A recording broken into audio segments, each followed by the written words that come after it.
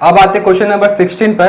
तो देखिए प्रश्न क्रमांक 16 क्या दिया हुआ है, किसी काम को पूरा करने के लिए 15 व्यक्ति 16 दिन लगते हैं। ठीक है, तो पहला केस दिया है हमें, व्यक्ति कितने हैं 15। ठीक है, तो 15 व्यक्ति हैं और एक कार्य को कंप्लीट करने के लिए 16 दिन लगता है। तो क्या बोला गया है कि एक कार्य को कंप्लीट करने के लिए 16 दिन लगता है। ठीक है, तो यहां से हम कंक्लूजन क्या निकाल लेंगे कि एक दिन में कितना कार्य करता होगा। ठीक है, तो एक दिन में कितना कार्य होगा, इसका रेसिप्रोकल हो जाएगा, यानी कि 1/16 कार्य, जैसे कि हम पिछले प्रश्न वाली और पिछला प्रश्न में इसका कॉन्सेप्ट देखे हुए। ठीक है, तो एक कार्य को 16 दिन में करता है तो एक दिन में 1/16 कार्य होगा। ये फर्स्ट केस हो गया। सेकंड केस क्या दिया हुआ है वो देख लेते हैं, कितने व्यक्ति उस काम के चौथाई भाग को, तो ये जो काम था ना उसका चौथाई भाग यानी कि 1/4। ठीक है, अगर ये काम 1 है तो ये काम 1/4 होगा। समझ में आ रहा है ना, ये हमें केस दिया हुआ है। सेकंड केस क्या दिया है, कितने व्यक्ति उस काम को, तो व्यक्ति का संख्या ज्ञात करना है। तो हम सपोज कर लेते हैं, माना व्यक्ति बराबर x ले लेते हैं, x व्यक्ति ले लेते हैं। ठीक है, क्या बोला गया है इस काम के, तो ये काम 1 था लेकिन ये काम इस काम का चौथाई भाग यानी कि 1/4 कार्य है। तो क्या है 1/4 कार्य के बारे में बोला गया है। 1/4 कार्य कितने दिन में, 15 दिन में पूरा कर सकते हैं। तो 15 दिन में ये हमें दिया हुआ है। समझ में आ रहा है ना, तो देखो 1/4 कार्य है तो एक कार्य का निकालते हैं, जैसे कि यहाँ पे एक कार्य का निकाले तो कितना होगा, एक कार्य को कितने दिन में करेंगे इन लोग, तो 15, ये जो भाग में है 4 इधर जाके गुना हो जाएगा, 15 चौक 4 दिन। क्लियर है ना, तो 15 चौक कितना हो जाएगा 60 दिन। तो एक दिन में कितना कार्य करेंगे वो भी निकाल लेते हैं, क्यों, क्योंकि यहाँ पे अपन निकाले हुए हैं। तो क्या होगा एक दिन में तो 1/60 कार्य करेंगे। क्लियर है ना, तो ये दो कंक्लूजन मिल गया। अब देखिए यहाँ पे जो रिलेशन बन रहे हैं ना वो समय और व्यक्ति का नहीं बन रहा है, यहाँ पे जो रिलेशन बन रहा है वो व्यक्ति और कार्य का बन रहा है। ठीक है ना, वर्क और पर्सन का। तो देखो अगर व्यक्ति और समय का बनता तो इनवर्स प्रोपोर्शन होता, व्युत्क्रम होता, क्योंकि एक बढ़ता है तो दूसरा घटता है, क्योंकि जैसे व्यक्ति बढ़ा देंगे समय कम हो जाएगा और अगर समय बढ़ा देंगे तो व्यक्ति कम हो जाएगा। लेकिन यहाँ पे व्यक्ति और कार्य के बीच संबंध बताना है, तो जैसे जैसे व्यक्ति बढ़ाते जाएंगे कार्य भी बढ़ते जाएगा। ठीक है, तो यहाँ पे समानुपात का कंडीशन हो जाएगा, डायरेक्ट प्रोपोर्शन का। ठीक है, क्यों ऐसा हुआ, क्योंकि अगर व्यक्ति बढ़ेगा तो काम भी बढ़ेगा और अगर व्यक्ति कम होगा तो काम भी कम होगा। क्लियर है ना, तो इसका मतलब हम क्या लिखेंगे यहाँ पे, व्यक्ति और कार्य में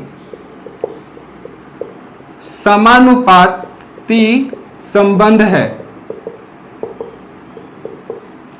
क्लियर है, अब समानुपाती है, डायरेक्ट प्रोपोर्शन, तो क्या लिखेंगे यहाँ पे हम, सबसे पहले व्यक्ति, तो क्या लिखेंगे व्यक्ति इज टू व्यक्ति और फिर क्या होगा डबल इज टू क्या है, कार्य है हमारे पास सेकेंड क्वांटिटी, तो कार्य इज टू कार्य।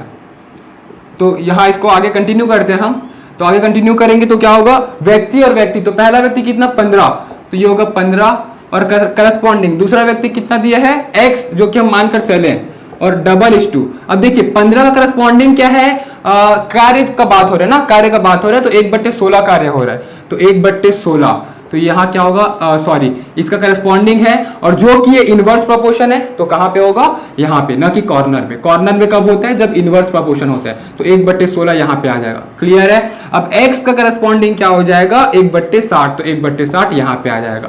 क्लियर है, इसका कंटिन्यूएशन यहाँ पे कर रहा हूं। अब क्या हो जाएगा 15/x बराबर 1/16/1/60 हो जाएगा। इसको क्या लिख सकते हैं, 15/x इक्वल्स टू 1/16 गुणा 60/1 ऐसा लिख सकते हैं। ठीक है, ऊपर जाके ऊपर वाला अंश हर में आ जाएगा, हर अंश में हो जाएगा। x का वैल्यू चाहिए तो x एक तरफ बाकी सब एक तरफ, तो क्या होगा देखो 15, यहाँ पे क्या है 16 गुना 1 यानी कि 16 ऊपर हो जाएगा, यहाँ पे क्या है 60 तो इधर नीचे आ जाएगा, बराबर x ऊपर चले जाएगा, तो x का वैल्यू हो जाएगा यहाँ से, तो 15 से कटेगा। ठीक है, तो ये क्या होगा 15 चौक 60, तो ये हो जाएगा 4, ये हो जाएगा 4 चौक 16 यानी कि ये हो जाएगा 4, तो x बराबर 4 आया है। तो x क्या था, x हम क्या सपोज किए थे व्यक्ति, तो अतः 4 व्यक्ति होंगे। ठीक है, तो हम क्या लिखेंगे, अतः 4 व्यक्ति। क्लियर है, तो 4 व्यक्ति आएगा इसका आंसर। तो इस प्रकार से बनेगा यह प्रश्न क्रमांक 16, इसे आप लोग नोट कर लीजिए। अब आते हैं क्वेश्चन नंबर 17। तो देखिए प्रश्न क्रमांक 17 क्या दिया हुआ है, किसी कैंप में 120 सैनिक के लिए 60 दिन का खाद्य सामग्री पर्याप्त थी। ठीक है, तो क्या बोला गया, सैनिक तो सोल्जर्स कितने दिए हुए हैं? 120 सैनिक, जिनके लिए खाद्य सामग्री, ठीक है, कितना दिया हुआ है खाद्य सामग्री, कितने दिन के लिए? तो 60 दिन के लिए, ठीक है। तो 120 सैनिक के लिए जो खाद्य सामग्री है वो 60 दिन का था, ठीक है, पर्याप्त था। यदि 40 दिन बाद, तो देखो यहाँ पे जो क्वेश्चन में 40 दिन बाद दिए ना, वो कंफ्यूज करने के लिए वहां पे आपको ध्यान नहीं देना है, ठीक है। कितनों दिन भी बाद का केस हो, लेकिन वो 40 दिन को आपको इग्नोर करना है, ठीक है। क्या दिया? यदि 40 दिन बाद, अब देखो यहां से क्वेश्चन है 40 दिन अन्यत्र चले गए, ठीक है, तो 40 सैनिक चले गए। तो पहले कितने थे? 120 सैनिक, उसमें से 40 चले गए। तो ये तो पहला केस था। सेकंड केस क्या था कि सैनिक जो है वो 40 कम हो गए, ठीक है। तो 120 माइनस 40 करेंगे तो कितना हो जाएगा? ये हो जाएगा 80 सैनिक हो जाएगा। तो सेकंड केस में 80 सैनिक हो गया। तो हमें क्या ज्ञात करना है कि शेष खाद्य सामग्री बचे हुए सैनिक के लिए कितने दिन तक चलेगी। तो ये जो खाद्य सामग्री है वो कितने दिन तक चलेगी, यानी कि हमें क्या ज्ञात करना है? खाद्य सामग्री कितने दिन तक, जिसको मैं x ले लेता हूं, ठीक है, x दिन। तो लेट सपोज x दिन। तो यहां पे दो क्वांटिटी है, कौन कौन सा? सैनिक का है और दिन का है, यानी कि सैनिक और समय, ठीक है ना। तो ये समय है x दिन, तो दिन को हम समय बोल सकते हैं, ठीक है। तो हमको रिलेशन देखना होगा कि डायरेक्ट प्रोपोर्शन है कि इनवर्स, व्युत्क्रमानुपात है कि समानुपात है। तो जैसे सैनिक बढ़ेंगे तो खाद्य सामग्री यानी कि दिन भी बढ़ेंगे, ठीक है। खाद्य सामग्री सॉरी ये कम हो जाएगा। अब ऐसा कम क्यों होगा वो भी देखते हैं। देखो अगर सैनिक ज्यादा होंगे तो जो खाद्य सामग्री होगा, जो भोजन होगा, वो जल्दी खत्म होगा, यानी कि दिन कम हो जाएंगे, ठीक है। समझ में आ रहा है ना? क्यों? क्योंकि ज्यादा सैनिक रहेगा तो खपत ज्यादा होगा खाना का, ठीक है। और अगर सैनिक कम होगा तो खाना थोड़ा कम खत्म होगा। समझ में आ रहा है ना? तो यहां पे क्या होगा? जितना ज्यादा आदमी होंगे, सैनिक होंगे, उतना कम समय होगा, ठीक है। और अगर समय ज्यादा होगा, यानी कि ज्यादा देर तक अगर खाद्य सामग्री है हमारे पास, तो सैनिक कम रहे होंगे, तभी हमारे पास बचा हुआ है। समझ में आ रहा है ना? तो दोनों में व्युत्क्रमानुपात का रिलेशन है। तो हम यहां पे क्या लिखेंगे? सैनिक और समय में व्युत्क्रमानुपात संबंध है। क्लियर है? तो ये हो गया इसका संबंध। अब क्या लिखेंगे? सैनिक, तो सैनिक इज टू सैनिक डबल इज टू, दूसरा क्या है? समय, या लिख सकते हैं इसको दिन भी लिख सकते हैं, ठीक है। तो क्या होगा? सैनिक कितना दिया? 120, जो कि व्युत्क्रमानुपात है, तो इसका जो करस्पॉन्डिंग होगा वो कॉर्नर सबसे लास्ट में होगा। तो 120 सैनिक के लिए 60 दिन, ठीक है। और दूसरे में क्या दिया? 80 सैनिक के लिए कितना दिन? तो समय कितना हो जाएगा? x दिन, ठीक है। तो हम इसको x ले लिए, क्या हो जाएगा? 120/80 बराबर x/60। हमें x का वैल्यू चाहिए, सब एक तरफ शिफ्ट हो जाएगा। तो क्या होगा? 120 गुना 60/80 बराबर x। तो 0 और 0 कैंसिल हो जाएगा, 2 से कटेगा तो 2 तिया 6, 2 चौक 8, तो ये हो जाएगा 4 तिया 12, 0, तो 3 तिया 9, 9 शून्य क्या हो जाएगा? 90। तो x बराबर 90 आ गया। तो 90 x क्या हुआ? x हम क्या लेकर चले थे? 90 दिन लेकर चले थे ना। तो हम क्या लिखेंगे? अतः 90 दिन। तो जो शेष खाद्य सामग्री है वो 90 दिन तक चलेगा। क्लियर है? तो ये हो जाएगा इसका कंक्लूजन। तो इस प्रकार से बनेगा यहाँ प्रश्न। देखिए बुक में जो आंसर आ रहा है ना वो अलग आ रहे हैं, 90 दिन नहीं आ रहा है, लेकिन आपको इसी को प्रीफर करके चलना है, ठीक है। अतः 90 दिन इसका आंसर होगा। क्लियर है? तो इस प्रकार से बनेगा यहाँ प्रश्न, इसे आप लोग नोट कर लीजिए। अब देखते हैं क्वेश्चन नंबर 18। तो देखिए प्रश्न क्रमांक 18 क्या दिया हुआ है? यदि 11 मकड़ियां 11 दिनों में 11 जाले बनाती है, ठीक है। तो क्या बात हुआ है? 11 मकड़ियां, ठीक है, 11 मॉस्किटो है। अगर क्या बोला गया कि 11 दिनों में, तो 11 दिनों में 11 दिन बराबर 11 जाले बनाती है, ठीक है, ये हमें दिया हुआ है। और क्या बोला गया है कि तो बताइए एक मकड़ी एक जाल बनाने में कितने दिन लगाएंगे, ठीक है। तो एक मकड़ी, हमें क्या पूछा गया है कि एक मकड़ी को एक जाल बनाने में कितना दिन लगेगा, ये बताना, ठीक है। एक मकड़ी बराबर एक जाल, तो कितना दिन लगेगा? तो हम लेते हैं x दिन सपोज, ठीक है। क्लियर है ना। देखिए तो हम क्या करेंगे, तो क्या हो जाएगा, हम यहाँ पे एक दिन का निकालेंगे, तो एक दिन का निकालेंगे तो क्या हो जाएगा 11, और इधर ये 11 आ जाएगा, तो 11/11 जाले, यानी कि 11 और 11 कट गया तो एक जाल, ठीक है, एक दिन में एक जाल। क्लियर है ना। अब सेकंड केस के साथ देखिए, पहला केस में क्या दिया था, 11 मकड़ी 11 मकड़ी के लिए कितना दिया था, एक दिन में एक जाल बन रहा था, तो एक मकड़ी में क्या होगा, एक जाल में x दिन लेकर चले, तो ये व्युत क्रमानुपाती का क्वेश्चन होगा, ठीक है। यानी जैसे मकड़ियों की संख्या बढ़ाऊंगा दिन कम होते जाएगा, और अगर मकड़ी की संख्या कम करूंगा तो दिन बढ़ते जाएगा, ठीक है। इसका मतलब व्युत क्रमानुपात का क्वेश्चन है, तो हम क्या लिखेंगे यहाँ पे, मकड़ी और दिन में व्युत क्रमानुपाती संबंध है।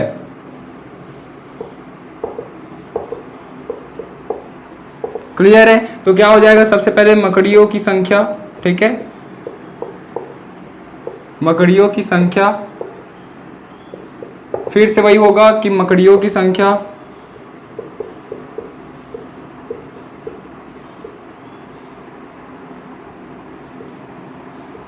डबल/2 क्या होगा, दिन, ठीक है, दिनों की संख्या हम लिखेंगे, या फिर हम लिख सकते हैं दिन/दिन। तो देखिए पहले मकड़ी की संख्या कितना था, 11, तो 11 करस्पॉन्डिंग कितना था, एक दिन, ठीक है, तो यहाँ पे दिन करस्पॉन्डिंग क्या हो जाएगा, एक हो जाएगा। फिर मकड़ियों की संख्या कितना हुआ, एक मकड़ी, फिर डबल/2, दिन की संख्या कितना है इसके लिए x, तो इसका करस्पॉन्डिंग यहाँ पे आ जाएगा x, तो (1 में ऐसा लिख देता हूँ, ठीक है। तो क्या हो जाएगा, देखो 11/1 बराबर x/1, तो x का वैल्यू क्या हो जाएगा, x बराबर 11, और x क्या था, देखिए x क्या था, x दिन था, तो हम यहाँ पे क्या हो जाएगा, अतः 11 दिन, क्या होगा, अतः 11 दिन, ये हो जाएगा आंसर। क्लियर है। तो इस प्रकार से बनेंगे यहाँ प्रश्न, इसे आप लोग नोट कर लीजिए। स्टूडेंट्स अब आते हैं क्वेश्चन नंबर 19। तो देखिए प्रश्न क्रमांक 19 क्या दिया हुआ है, दो नल एक टंकी को पूरा भरने में 6 घंटे का समय लेती है। तो दो नल दिया है, हम मानकर चलते हैं कि दोनों नल ए और बी है, ठीक है। तो हम यहाँ पे लिख लेते हैं कि माना दो नल, ठीक है, माना दो नल ए एंड बी है, ठीक है। अब प्रश्न के अनुसार से क्या बोला गया है कि ए और बी दोनों नल अगर एक साथ चालू किया जाए, स्टार्ट किया जाए, तो 6 घंटे समय लेती है एक टंकी को भरने के लिए। तो हम यहाँ पे क्या लिखेंगे, ए एंड बी एक टंकी को भरने के लिए कितना, 6 घंटे समय लेती है। क्लियर है ना। तो ए और बी दोनों अगर एक साथ चलता है तो एक टंकी 6 घंटे में भराता है। तो 1 घंटे में कितना टंकी भराएगा, तो वही जो हम मजदूर और दिन का कॉन्सेप्ट लगाए थे ना, वही हो जाएगा। क्या होगा, 1 घंटे में क्या हो जाएगा, 1/6 टंकी, यानी कि एक टंकी का 6वां पार्ट भरेगा 1 घंटे में, ठीक है। एक टंकी का 6वां पार्ट 1/6। क्लियर है ना।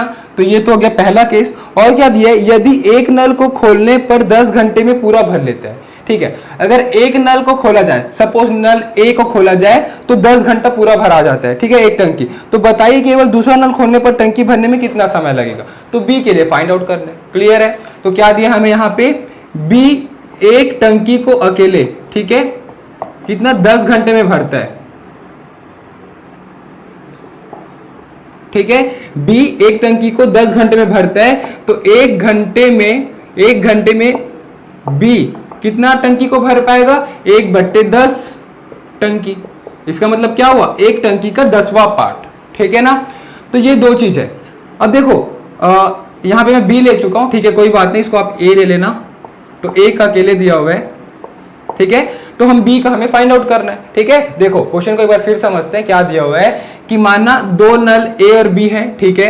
ए और बी अगर दोनों एक साथ चालू होता है तो एक टंकी को 6 घंटे में भरता है, ठीक है। इसका मतलब 1 घंटे में कितना, 1/6 टंकी होगा। इसका मतलब 1 घंटे में एक टंकी का 6वां पार्ट भराएगा, ठीक है ना। यानी कि एक टंकी का 6वां पार्ट, फिर ऐसा 6, 1/6, 2/6, 3/6, 4/6 करके 6/6 हो जाएगा पूरा 1 घंटे में। क्लियर है। फिर वही क्या बोला गया कि अगर सिर्फ एक नल को खोलूं, तो क्या होगा, एक टंकी 10 घंटे में भराता है, मतलब 1 घंटे में 1/10वां पार्ट भराता है उस टंकी का, ये बोला गया। तो बताना ये है कि अगर नल बी यानी कि दूसरा नल को अगर खोला जाए तो वो अकेले कितने घंटे में उस टंकी को भर पाएगा, ठीक है। तो हम क्या करेंगे, ए पता है और टुगेदर का पता है, तो हम यहाँ पे लिखेंगे बी टंकी 1 घंटे में तो कैसे पता चलेगा बी टंकी 1 घंटे में कितना टंकी भर पाएगा, ठीक है। तो क्या करेंगे, टुगेदर, तो टुगेदर कितना था, तो हम लिखेंगे यहाँ पे ए बी में माइनस कर देंगे ए, ठीक है ना। जो प्रश्न क्रमांक इसके पहले प्रश्न में जो कॉन्सेप्ट लगाए थे इसी प्रश्नावली में, ठीक है ना, टुगेदर माइनस फर्स्ट वन, तो सेकंड वन मिल जाएगा। तो टुगेदर में कितना आया था, 1/6 टंकी आया था, और केवल 1/10 टंकी को भर रहा था, तो दोनों को माइनस करेंगे, क्या होगा, लघुत्तम लेंगे 10 और 6 का, तो क्या होगा देखिए 10 और 6 का एलसीएम लेंगे, ये होगा 5, ये होगा 3, फिर 3 से फिर ये हो जाएगा 5, यानी कि 5 से 15, 15 यानी 30, यहाँ पे लघुत्तम आएगा 30, तो 5 छक्के 30, यानी कि 5, 5 एकम 5 माइनस 3, तो 5 में 3 होगा कितना बचेगा, 2/30, जिसे मैं क्या लिख सकता हूँ, 2/30 को 1/15 लिख सकता हूँ, तो 1/15। अब ये जो आया है वो क्या है, वो टंकी आया है, यानी कि 1 घंटे में 1/15 पार्ट टंकी का भरता है, ठीक है, वो बी। तो हमें क्या ज्ञात करना है कि कितने घंटे में भरेगा, तो इसको रेसिप्रोकल कर देना है, ठीक है। तो हम यहाँ पे क्या लिखेंगे, अतः बी एक टंकी बराबर कितने घंटे में, 15 घंटे में भरेगा। क्लियर है, तो ये हो जाएगा इसका आंसर। समझ में आया, तो इस प्रकार से बनेगा यह प्रश्न। इसी के साथ यह प्रश्न 3 कंप्लीट और ये अध्याय 5 भी कंप्लीट, चैप्टर 5 कंप्लीट हो गया। अगर आप चैनल को सब्सक्राइब नहीं किया तो सब्सक्राइब जरूर करिएगा और बेल आइकन दबाना तो बिल्कुल मत भूलिएगा, और जितना ज्यादा हो सके शेयर करिएगा। Thank you. इस चैप्टर के नोट्स के लिए नीचे दिए गए डिस्क्रिप्शन बॉक्स पर लिंक दिया गया है, वहां क्लिक करिए, और इस चैप्टर के सभी वीडियोस के लिए ऊपर जो प्लेलिस्ट शो हो रहा है वहां क्लिक करिए, और हमारे इस चैनल को सब्सक्राइब करने के लिए हमारे चैनल के लोगो पर क्लिक करके इस चैनल को सब्सक्राइब करिए। Thank you.